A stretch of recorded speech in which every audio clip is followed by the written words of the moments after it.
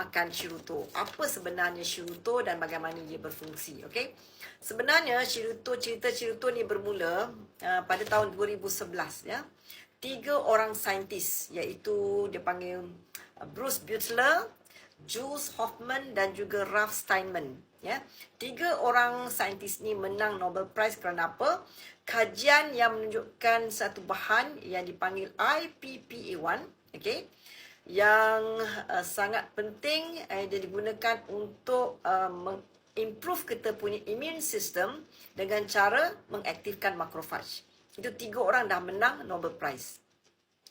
Dan yang hebatnya saintis Jepun ni, nama dia Profesor Soma dan anak murid dia Profesor Inagawa. Okay, saya jumpa 2 orang ni ketika training Shiruto dulu dekat Hotel Dorset.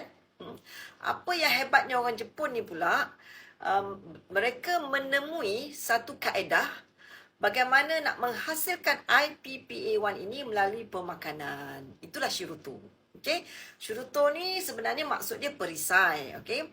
Tapi apa bahan yang utama dalam Shiruto ni adalah dari segi medikalnya dia panggil IPPA1 yang fungsi utama dia untuk mengaktifkan kita punya makrofaj dalam kita punya sistem imun yang ada fungsinya ada 4 yang penting. Okey. Yang pertama fungsi dia adalah untuk kita punya frontliner yang utamalah untuk melindungi badan kita. Macam mana dia melindungi badan kita? Makrofaj ni sebenarnya kalau cakap kampung dia macam jaga lah kan. Macam jaga dekat sekolah. Kalau jaga ni sihat, aktif, okay, siapa saja yang tak sepatutnya berada di sekolah dikenal. Dia akan tangkap lah. Tapi kalau jaga ni mengantuk, okay, ada situ tapi dia pun tak nampak, mengantuk, letih. Okay, siapa-siapa masuk pun boleh. Dia tak tahu. Ya.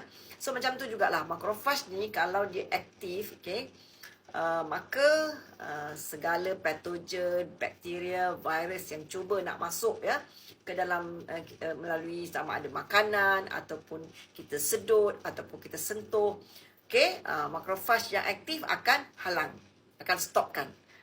Maknanya dia akan dengan tim dia, dengan T cell, B cell akan attack untuk hapuskan ya musuh utama badan kita, virus, patogen dan sebagainya. Itu fungsi pertama, iaitu makrofaj ya.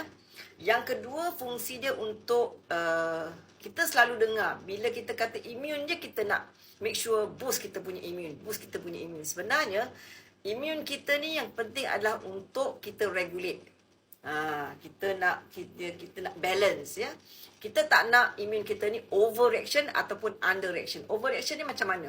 Contohnya ya, kita punya makrofaj patutnya kita dah cukup dah, kita dah stop dah untuk kita bunuh misalnya musuh kan.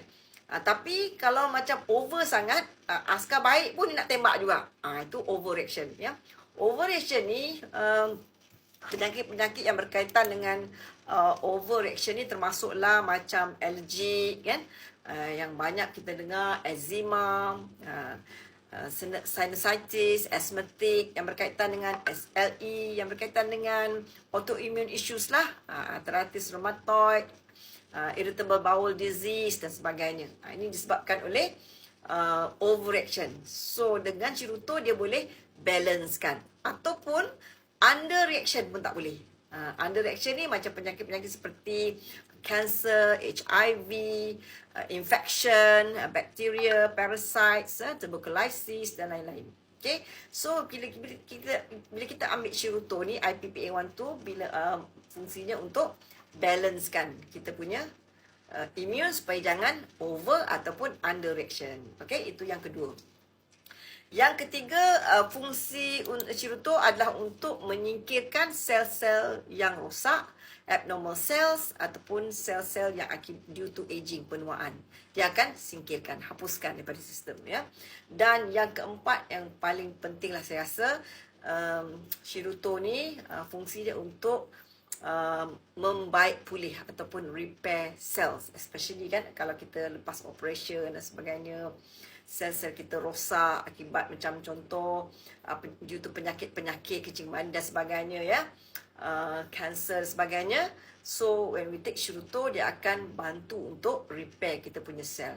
So rugi ya kalau kita tak ambil Shiruto ni.